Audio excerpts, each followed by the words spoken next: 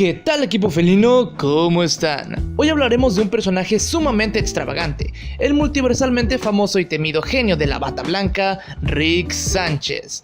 Todos conocemos lo malvado y perverso que puede ser este personaje, pero ¿te has preguntado qué clase de trastornos tiene alguien así? Y es lo que averiguaremos el día de hoy en La psicología de Rick Sánchez, esta vez en Los trastornos de un genio multiversal. Pero antes de continuar, te lanzo una pequeña pregunta. ¿Cuál es tu versión de Rick favorito? Deja tu respuesta en la caja de comentarios. Rick Sánchez, o para que quede más claro, Rick C-137, es un personaje lleno de misterios y sabemos que puede llegar a tener conductas muy desorganizadas y cometer actos malvados la mayoría del tiempo. Es por ello que, a diferencia de otros personajes que hemos analizado que únicamente padecen de un solo trastorno, nuestro querido Rick tiene 3 trastornos, o incluso puede que más, así que vamos allá. El primer trastorno de Rick es la transformación persistente de la personalidad por duelo, el cual es muy diferente a los trastornos de personalidad, principalmente por el origen del trastorno. En el caso de los trastornos de personalidad se va desarrollando desde la infancia o la adolescencia, y en la transformación persistente ocurre como consecuencia de catástrofes o exposiciones prolongadas a estrés excesivos o algún suceso sumamente traumático.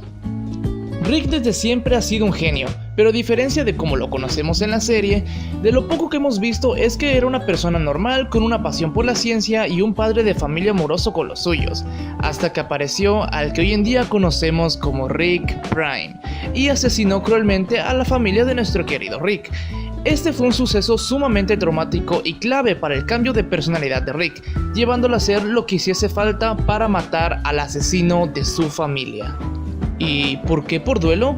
Bueno, es necesario que sepan que el duelo surge a través de las pérdidas, ya sea la pérdida de una persona amada, el desempleo, la enfermedad, etc. Y en el caso de Rick, perdió no solo a su familia, sino también su propósito en la vida, convirtiéndolo todo de sí en un solo objetivo: matar a Rick Prime. Las personas con este tipo de trastorno suelen presentar los siguientes síntomas tras ocurrir el suceso traumático. Número 1. Actitud permanente de desconfianza u hostilidad hacia el mundo. Todos son sus enemigos. No importa nada. Todo es una basura para esa persona, incluso ellos mismos. Número 2. Aislamiento social. Las personas no son importantes para esa persona. No busca ser amigos, no busca amor ni crear lazos con nadie. Número 3. Sentimientos de vacío o desesperanza. Nada importa. Para la persona no hay futuro o un propósito en la vida, no tiene metas ni objetivos, simplemente vive al día. Y finalmente 4. Sentimiento permanente de estar al límite, como si estuviera constantemente amenazado. Esto es parecido a lo primero. Al no confiar en nada ni en nadie, la persona considerará hostil todo lo que ocurra. ¿Te suenan conocidos estos comportamientos? Rick tiene estos y muchos síntomas más. Para él nada importa, ni siquiera él mismo, no quiere a nadie, ni siquiera siente un apego hacia su propia hija, ya que si bien es la misma Beth, no es su hija original, y sabe que al no ser el único Rick que existe, nada ni nadie es especial. Por supuesto que Rick también mantiene este comportamiento agresivo y violento, destruyendo, matando, lastimando física y emocionalmente a quien sea. O también teniendo sexo de las formas más extravagantes posibles, ya sea con una población entera, animales, un planeta entero, o por si fuera poco, con él mismo, XD. De todas formas, te dejo todos los criterios de evaluación diagnóstica de este trastorno. Puedes ponerle pausa al video para verlos mejor. De hecho, otro personaje que muestra algo parecido es el Cronenberg Jerry, que tras lo ocurrido se convierte en una persona totalmente diferente de la noche a la mañana, a diferencia de nuestro Jerry que va cambiando de poco a poco o algo así. Derivado del primer trastorno y la pérdida sufrida, viene su siguiente trastorno, y es la distimia, el cual es un trastorno depresivo persistente, es decir, un tipo de depresión continua y crónica. La principal diferencia que tiene la distimia con los episodios depresivos y los trastornos recurrentes es la frecuencia e intensidad de los síntomas, es decir, están presentes todo el tiempo, pero no son lo suficientemente leves o graves para considerarse algo diferente.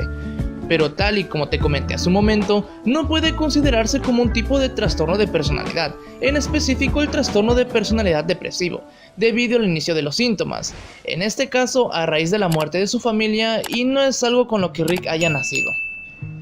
Claro, si bien la depresión no es la predominante en Rick, en muchas ocasiones durante la serie podemos verlo decaído, triste, etc.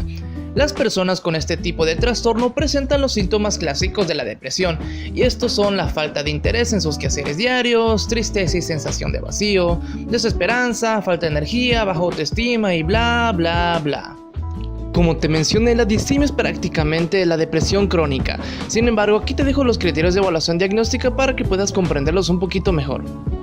De hecho, también podemos ver que Rick en momentos se siente culpable o una persona terrible, como la vez que clonó a Beth y ni siquiera sabía quién era la verdadera, las múltiples veces que se ha intentado suicidar o el simple hecho de replicar la voz de su esposa para torturarse a sí mismo en su dimensión original. Un dato interesante sobre Rick es el hecho de que desea su muerte, pero no es capaz de hacerlo por sí mismo. Sin embargo, nunca logra morir permanentemente. ¿Recuerdan la Operación Fénix? En el episodio de los Cristales de la Muerte, Rick nos revela que tiene desactivada esta operación, para así evitar revivir, pero para su buena o mala fortuna, no importa cuántas veces muera, él volverá de alguna manera. O al menos eso creo. Y finalmente, lo más obvio de todo, ser un completo borracho. Cuando hablamos de intoxicación aguda, nos referimos a un estado posterior a la administración de la sustancia psicoactiva, que da lugar a perturbaciones en el nivel de conciencia, en lo cognitivo, en la percepción, en la afectividad o en el comportamiento o en otras funciones y respuestas psicofisiológicas. Las personas con este tipo de trastorno muestran un consumo constante de alcohol que les afecta significativamente en su forma de comportarse y pensar. Rick toma alcohol cada que puede, incluso en medio de la pelea que tuvo con el hombre pájaro, el hombre fénix, sacó su cantimplora o no sé cómo rayos se llama esa cosa y se echó un traguito. Y a causa del alcohol ha cometido muchas catástrofes, como la muerte de los Vindicadores o como rayos se llaman esos animalitos, y la muerte de un sinfín de Ricks. Y de igual forma te dejo todos los criterios de evaluación diagnóstica para este problema. Además, sabemos que el consumo constante a la larga puede comenzar a afectar el comportamiento de las personas. Aunado a esto, el cambio persistente de la personalidad que les comenté al inicio. Rick es una bomba destructiva. Incluso podemos decir que Rick en ocasiones entra en estados psicóticos donde comienza a delirar. Como en el primer capítulo de la primera temporada, tenía planeado tirar una bomba y que Morty junto con Jessica sean los nuevos Adán y Eva. Rick es todo un caso. Como te he comentado en anteriores videos, estos diagnósticos son solo una impresión y no necesariamente son un hecho, ya que son necesarias muchas pruebas más para diagnosticarlos y por lo mismo me puedo estar equivocando, pero creo que sí me acerqué bastante. Espero que te haya gustado el video, si es así por favor dale a like, suscríbete, activa la campanita de notificaciones y déjame algún comentario diciéndome tu opinión, o incluso si consideras que tiene algún otro diagnóstico. Muchas gracias por acompañarme y nos vemos hasta la próxima. Adiós.